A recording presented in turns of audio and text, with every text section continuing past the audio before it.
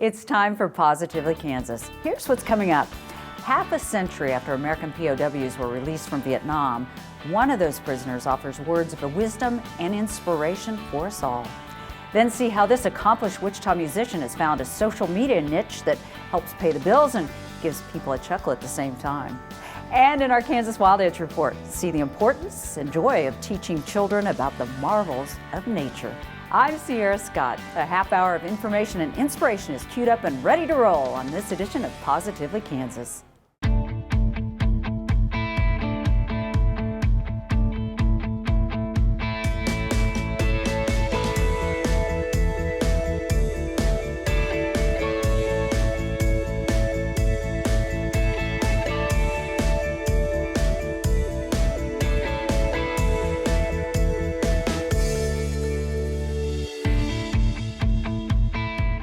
The harrowing accounts of their capture and imprisonment have been chronicled in books and movies. The experiences of American POWs during the Vietnam War were hellish and terrifying. It's now been a half century since Communist Vietnam released hundreds of American prisoners of war. Chris Frank spoke with one from Kansas who has a message of hope for people who've suffered traumatic experiences. And it's not the 8 feet between the walls. It's 8 inches between your ears. You're in a mental box. Retired Navy Captain Charlie Plum was a prisoner of war nearly 6 years in the North Vietnamese prison camp nicknamed Hanoi Hilton. Plum describes his prison cell to an audience of the Wichita Downtown Rotary Club as an 8 by 8 foot box. I'm convinced the mental boxes of our lives can be more restrictive than those walls of stone and steel that I was behind. Plum was in the same POW camp at the same time as other notable POWs. Those include John McCain, former Arizona senator and presidential candidate, and Jeremiah Denton, who later served as an Alabama senator. Denton famously blinked the word torture in this prison interview without his captors being aware. All were Navy aviators. All suffered torturous pain at the hands of their captors. So the first thing you learn is pain. This hurts. This hurts a lot. And you establish plateaus of pain during those torture sessions. I would think, it really hurts, but I'm still alive, I'm still breathing. If it doesn't get any worse than this, I'm going to survive.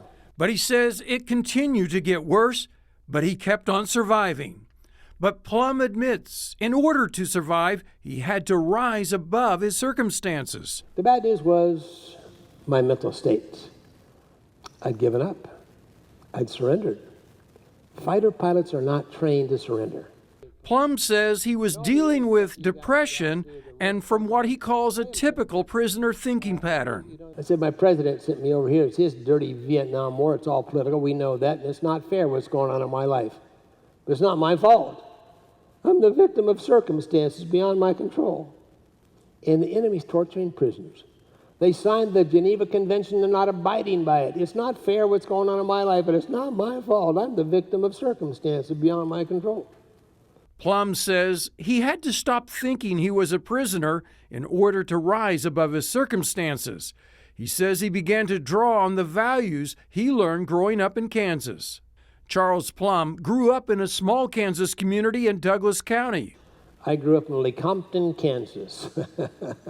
Town of some 325 souls.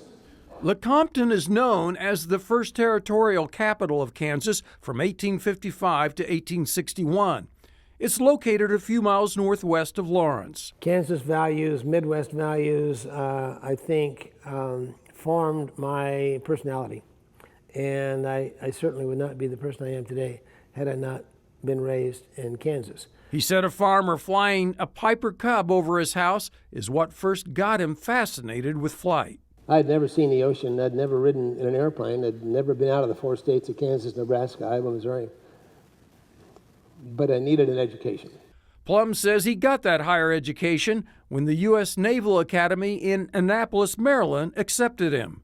4 years later came flight school. Flight training, Pensacola, Florida, Beeville, Texas. Meridian, Mississippi, where my flight instructor was John McCain. He also trained at the Navy Fighter Weapons School, later known as Top Gun. He was assigned the F-4 Phantom, the hottest fighter-bomber plane at the time.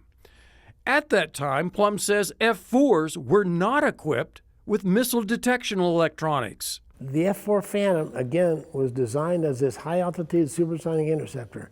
We were to fly so high that the SAMs couldn't get us.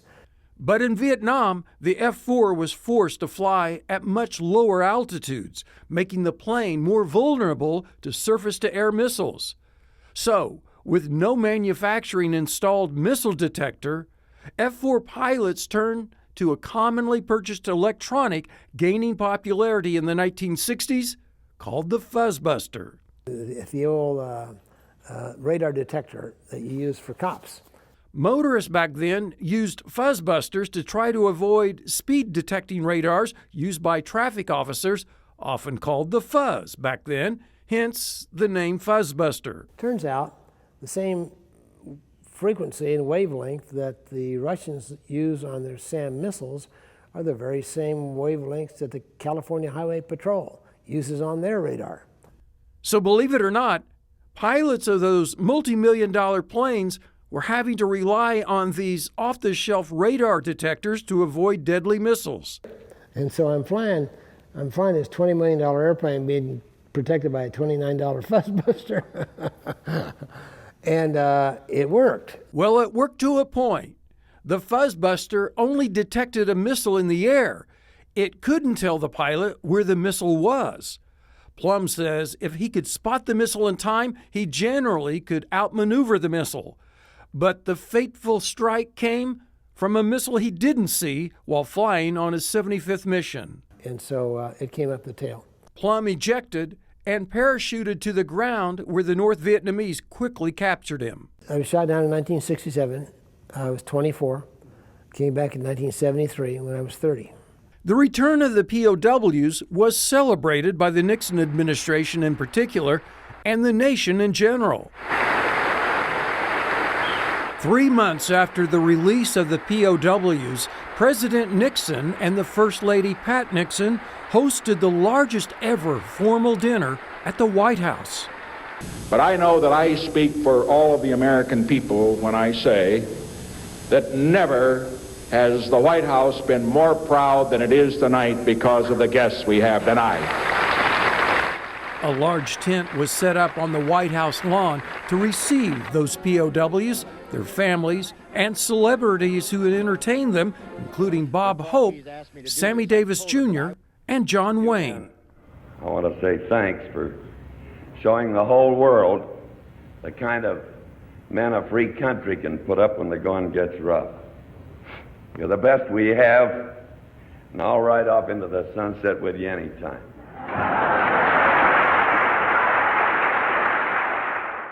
Those former POWs were treated as heroes, but Plum says he didn't feel like a hero. Because I came back and we had ticker tape parades.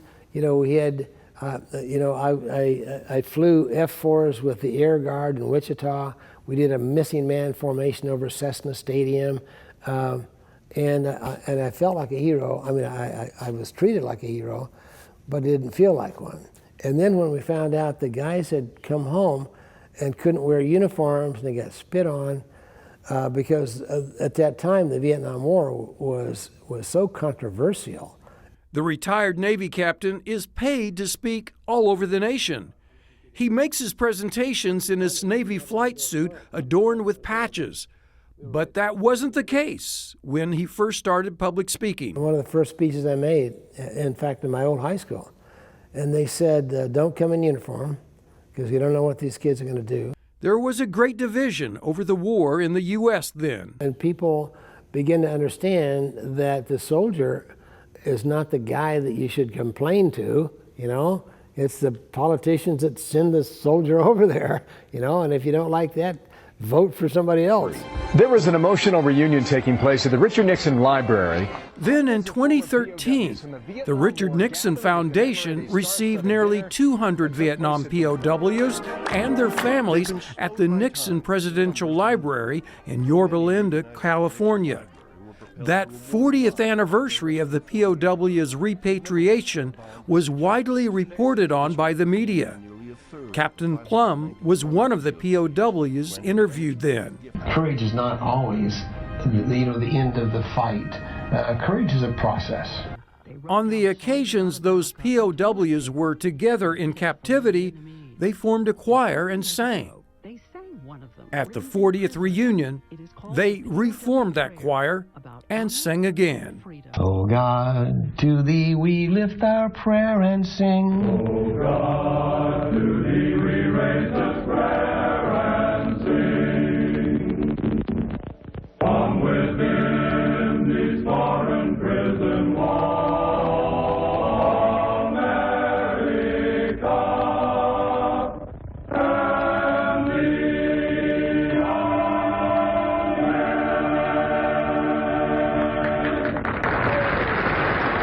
That was 2013. But several years earlier, while eating at a Kansas City restaurant, Plum meets his parachute packer. A man eating 2 tables away recognized Plum and approached him. You're Captain Plum. I looked up and I said, yes, sir, I'm Captain Plum. The man rattled off details of Plum's experience. You parachuted in enemy hands, you were captured, tortured, and you spent 6 years as a prisoner of war. Somewhat dumbfounded, I looked up at this guy and I said, how in the world did you know all that? He finally broke into a smile and he said, because I packed your parachute. Tell you this, for this guy that runs around the country making speeches, suddenly I was speechless. They shook hands, and the man says, Best I could do was stagger to my feet, reach out a very grateful hand of thanks. He came up with just the proper words. The guy grabbed my hand, he pumped my arm, and he said, I guess it worked. The story of the parachute packer is a central theme in his speeches of how other people in our lives help prepare us to succeed. So I use that as a metaphor because how many times do we go through life and never thank the janitor, we never thank the bookkeeper, we never thank our moms and dads, for giving us life. And yet they have packed our parachutes. They have prepared us for challenging times, like that guy did for me. He says the most difficult thing about being a POW was never really knowing when it would end. Now, I always believed I was going home. There was never a day in that prison camp that I didn't keep the faith, that I didn't, that I thought that I was going to die there. I never thought I was going to die there. But just the unknowingness and how long is this going to last? And that was the stuff that was gnawing at you on a daily basis. Plum says he figures his weight dropped to about 115 pounds while there, being fed 2 bowls of rice daily. There's a lot of good stuff in rice, and it kept us alive. And it kept us pretty skinny. But we continued to do push-ups and sit-ups and running in place and isometrics and all this stuff to maintain our strength. Plum says military psychologists didn't know what to think of the POWs once they returned. Well, I was in the hospital for about 2 weeks. And as I said, they thought we'd gone nuts. Plum says the doctors thought the POWs would suffer from shell shock or battle fatigue. PTSD wasn't the term used then. They thought we'd be suicidal. Plum says he was guarded by 2 Marines in a Chicago hospital. I diverted their attention and I escaped from the hospital. Where did I go? I went out to the airport to get in an airplane. He couldn't wait any longer to fly again.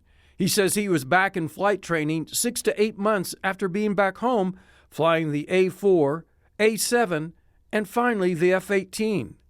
Plum says he later was a commanding officer of a maintenance group of a Navy facility connected to McConnell Air Force Base in Wichita. It's mostly mechanics, and we were a repair facility. According to the U.S. Department of Veterans Affairs, an estimated 30% of Vietnam veterans suffer from PTSD. But Plum's overarching message is about post-traumatic growth. And I'm the poster boy for the new term. It's called PTG, post-traumatic growth. The whole idea that you can go through a traumatic experience and come out better. You can grow from it. And that's basically my message. Plum says he's involved with camps in Virginia and Arizona with the Boulder Crest Foundation. The camps take in veterans with PTSD and work to retrain them to grow from their traumatic experiences. He says post-traumatic growth is real. He says the Boulder Crest Foundation is already involved with Ukrainian soldiers from the Ukraine-Russian war. I and the other POWs are living proof, I think, that you can go through an experience like this and actually come out better. Plum says he means it when he says 6 years of torture and imprisonment in North Vietnam helped propel him forward to a successful career. I can't even imagine having a happier, more meaningful life than I have today had I not been shot down. It's given me a story to tell that affects the lives of people. It's given me the confidence to tell the story. You know, I mean, after you've been through an experience like that, you know, what else is, you know, standing up and making a speech, you know, is that going to scare me? So instead of letting any memories of that time, now more than a half century ago, be a negative weight to drag him down, he instead uses it to propel him down a path of success and reminding others to be mindful of the parachute packers in their own lives. This is Chris Frank for Positively Kansas. Charlie Plum now lives in Los Angeles. In 2022, he traveled to 85 speaking engagements across the country. Not everybody's a singer, that's for sure, but a Wichita musician can turn just about anybody into one without them even knowing about it. How? Jim Grayway shows us. Keyboardist Brandon Etheridge can play any style of music, from classical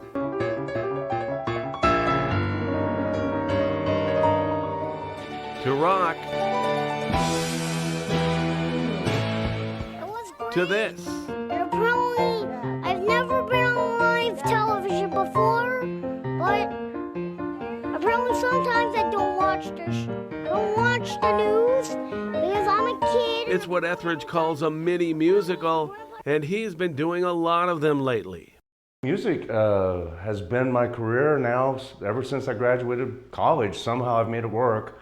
When the pandemic hit, this Wichitan, who has performed on Broadway and travels the world with a Queen cover band, thought himself twiddling his thumbs.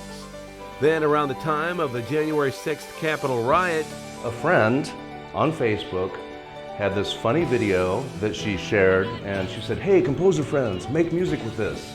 And I looked at it, and I thought, yeah, the woman has a sing-songy voice, so I gave it a try. This was during the pandemic where I didn't have any touring going on or other music, so I was thankful to get away from house renovations and make this music. Well, what happened to you? I got maced. You got maced? And what happened? You were trying to go inside the Capitol? I made like a foot inside and they pushed me out and they maced me. What's your name? Where are you from? My name is Elizabeth. I'm from Knoxville, Tennessee. And why did you want to go in? We're storming the Capitol. It's a revolution. this mini musical was an instant hit on YouTube, TikTok, and Instagram. I couldn't believe it. It's like within just a few minutes it had 100,000 views. And I thought there's something wrong here, my computer, and then the next morning it was 500,000 views. Then it ended up racking up 3 million views or so. Suddenly, the classically trained Etheridge, who is a serious musician, became famous for something that isn't. The stuff I'm doing is mostly sarcastic, funny, parodies. But Etheridge is taking his new musical genre beyond silly viral videos into the corporate world. He's been hired to work on employee training videos and commercials. We'd like to invite you to come by and visit with us or check out our website. He says the process takes some time, but for him it comes pretty easy. Whenever you speak, there's a rhythm. Whenever you speak, there's a rhythm, right? And so you can find that rhythm, and every person has a different one. Every word has a pitch. Excited voices are better than low grumbling. If someone's talking like this, it's not going to make for very good music, right? So if it's a higher voice or an excited voice or an angry voice or really enthusiastic, then you can really make good music out of it. John is now retired, but he says That includes one of the most familiar and beloved voices known to Kansans. Okay, Larry has a really low voice, but is very melodic, so this is going to be a fun one.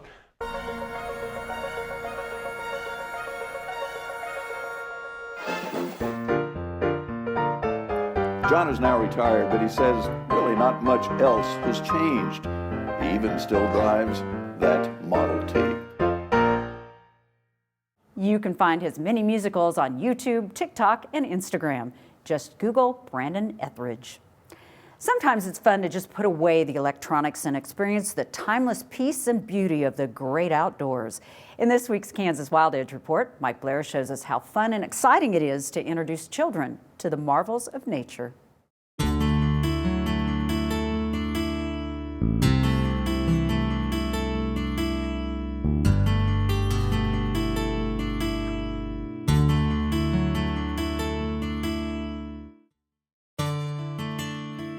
Richard Louv calls it nature deficit disorder, the disconnect of children in modern generations from the vast natural world around us.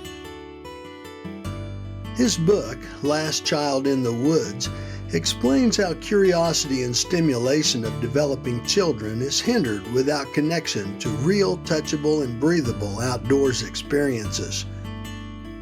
His thesis asserts that even the best of modern instruction about our world can never replace the act of turning over a rock, catching a fish, or climbing a tree.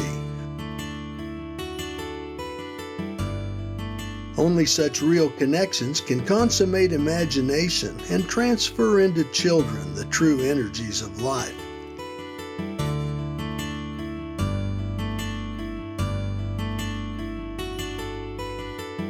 He's right, and it takes but a few hours to watch a child's mind expand in the outdoors. I grew up in the fields and woodlands, and those experiences are lifelong treasures. And they are renewed, even in my 6th decade, as I teach my grandson simple things that many now regard as lore and secrets. I'll not attempt to rewrite Louv's book. Instead, let the cameras show what happens when children are allowed to sample life through direct contact without fear of getting wet or dirty.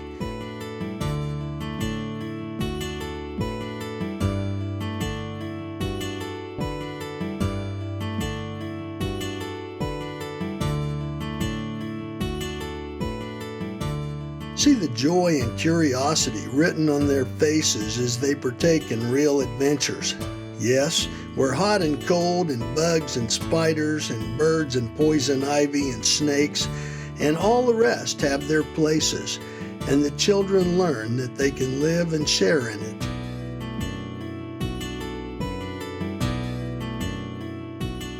Some oversight, of course, is important as they learn. But so is unimpeded space, where the process of self-discovery builds confidence and thinking skills. The outdoors is a place where all senses can come into play, and where instincts can finally be honed to the point of provision. Cycles of life and death are tangible here, lending perspective for a gated push-button world.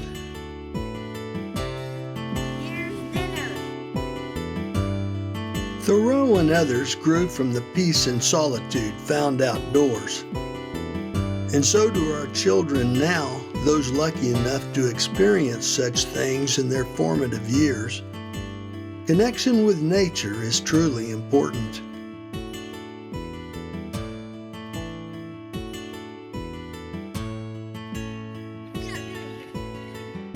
I got him. I like butterflies.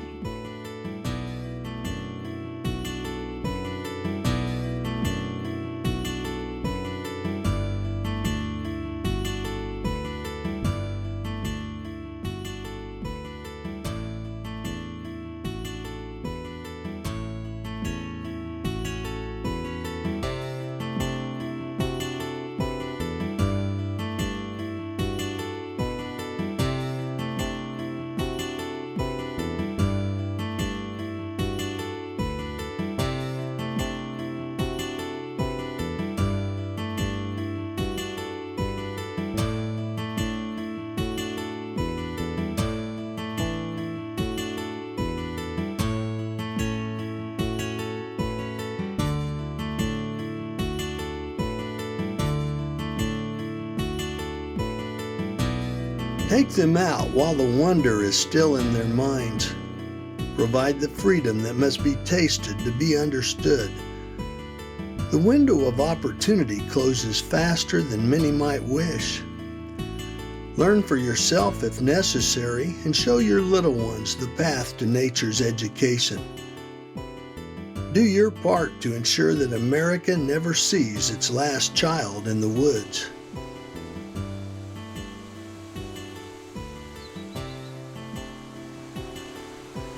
I'm Mike Blair for Positively Kansas. That's a wrap for this week. Positively Kansas at kpts.org is our email address if you have a story idea. We're always looking. I'm Sierra Scott. Be well, and I'll see you again soon.